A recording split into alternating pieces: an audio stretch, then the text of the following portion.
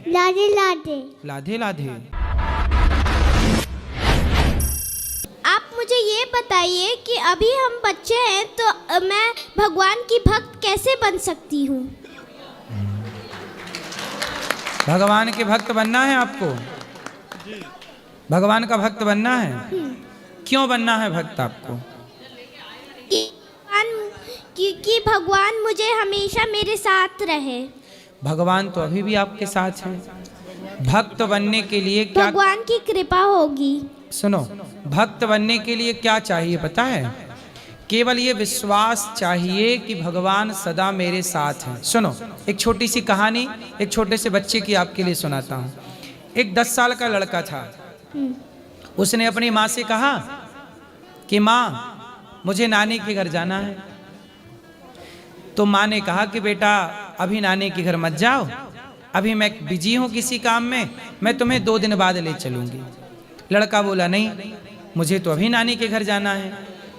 अच्छा, उस लड़के का घर रेलवे स्टेशन के पास था और रेलवे स्टेशन से अगला जो स्टेशन था वो नानी का घर था। तो बच्चे ने जिद की। सुनो बेटा, ध्यान से सुनो। बच्चे ने जिद की और माँ ने उसकी जिद मान ली। माँ बोली अच्छा एक काम करो, तुम्हें नानी के घर जाना है, मैं मामा को फ़ोन लगा देती हूँ, तुम्हारे अगले स्टेशन में तुम्हें मिल जाएंगे, ट्रेन आ गई है, बैठ जाओ। अब माँ ने बच्चे को एक सीट में बिठा दिया रिजर्वेशन करा के, और बच्चे को बिठा दिया और बच्चा को एक कागज की पर्ची दे दी कि बेटा रास्ते में डर लगे तो ये कागज, जब बहुत संकट आए बहुत दिक्कत आए तो ये पर्ची निकाल के पढ़ लेना। तो बच्चे ने जेब में पर्ची रख ली, ट्रेन चल पड़ी। जैसे ही ट्रेन चली तो बच्चे को तो लगा मैं नानी के घर जा रहा हूँ, अच्छा है अच्छा है। लेकिन जैसे ही आगे ट्रेन चली, 5 मिनट 10 मिनट बीता तो उस लड़के के सामने सारे लोग अजनबी थे, नए नए चेहरे थे जिनको कभी देखा नहीं। तो वो बच्चा ना डरने लगा, और जब डरने लगा तो वो अपनी माँ को याद करने लगा, पिता को याद करने लगा, पर वहाँ ना माँ थी ना पिता था, कोई नहीं था। अब वो डरने लगा नए नए चेहरे देख के। वो पहली बार यात्रा कर रहा ना अकेला ट्रेन की, वो डर गया। अब डर गया तो वो रोने लगा। अब उसे लगने लगा कि मैं माँ से क्यों दूर हो गया, माँ कब मिलेगी। अगला ही स्टेशन था लेकिन वो इतनी लंबी यात्रा उसे लगने लगी कि कब पहुँचूंगा।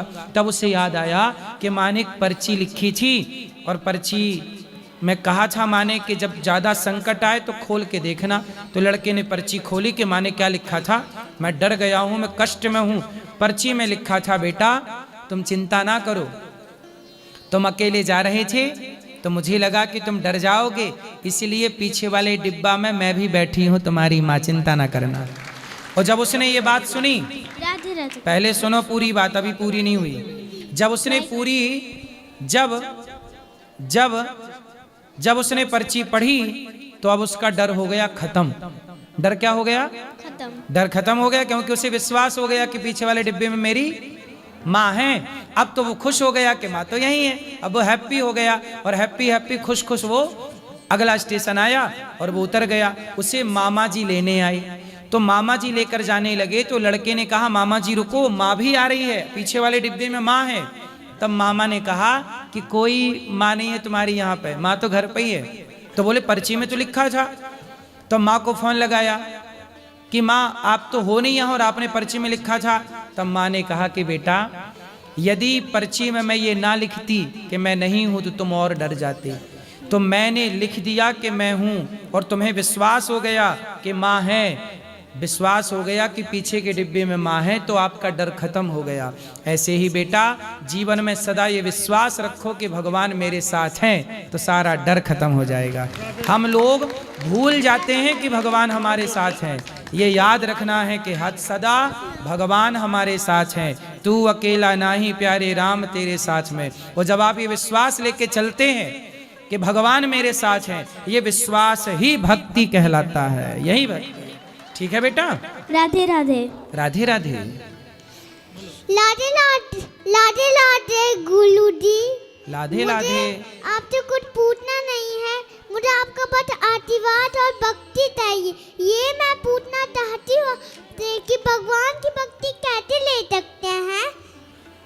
आप भगवान की भक्ति कैसे ले सकते हैं? रोज भगवान के पास जाया करो, भगवान को प्रणाम किया करो और भगवान का नाम जपा करो। क्या जपा करोगी? बोलो श्रीमन नारायण, बोलो श्रीमन नारायण,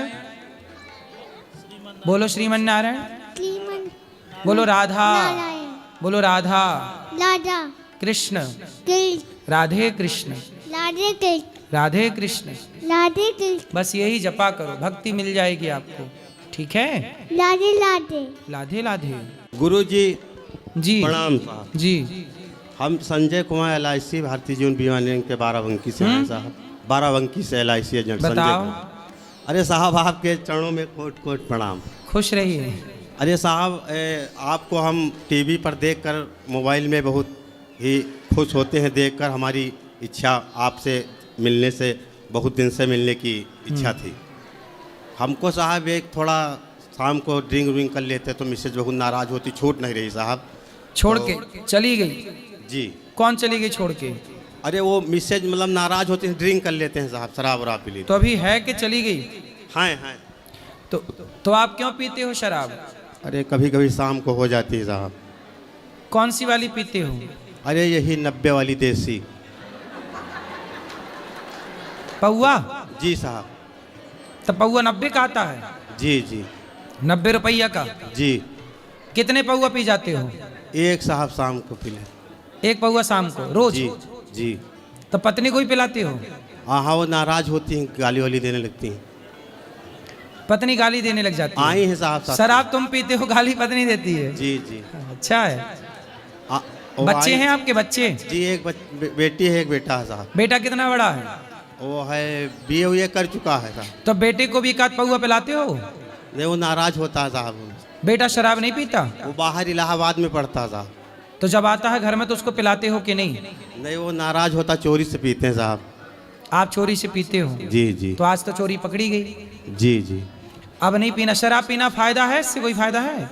नुकसान होता है साहब, लेकिन मन नहीं मानता साहब। तो मन को मनाओ। जी मन यदि नहीं मानता तो ये मन आपको बीमारियों की ओर तो ले जा रहा है, आपकी हानि करा रहा है। मन को इतना भी आजाद ना छोड़ दो कि मन आपको गटर में ले जाके गिरा दे, जी गलत गुरु। जगह पे ले जाके गिरा दे। मन को थोड़ा तो कंट्रोल करो। कहाँ मन लगाएं? शराब पीने से किसी का भला हुआ है कि आपका होगा? हालात बर्बाद हो गए साहब शराब पी के लोग। जी जी। अच्छे अच्छे लोग बर्बाद हो गए। तुम किस खेत की मूली हो? इसलिए शराब ना पीना जी यही ठीक है। और पियो तो फिर अपना नाश जी जी। देख लोगे अपनी आंखों से। प्रणाम साहब। अब नहीं पियोगे ना? अब नहीं पियेंगे साहब। पक्का? जी खाओ माँ कसम के नहीं पियोगे? कसम से साहब नहीं पियेंगे। माँ कसम? जी कसम से नहीं पियेंगे। माँ कसम खा के बोलो, माँ कसम आज से शराब नहीं पियेंगे। बोलो। अरे कसम से साहब पियेंगे नहीं। किसकी कसम? किसकी कसम हाँ, हमारी। है? माँ की कसम खाओ। नहीं नहीं पियेंगे साहब, दिल से ही नटा देंगे। माँ की कसम खा के बताओ। जी नहीं पियेंगे साहब। माँ कसम खाओ। आज के बाद साहब नहीं पियेंगे। जी प्रणाम साहब।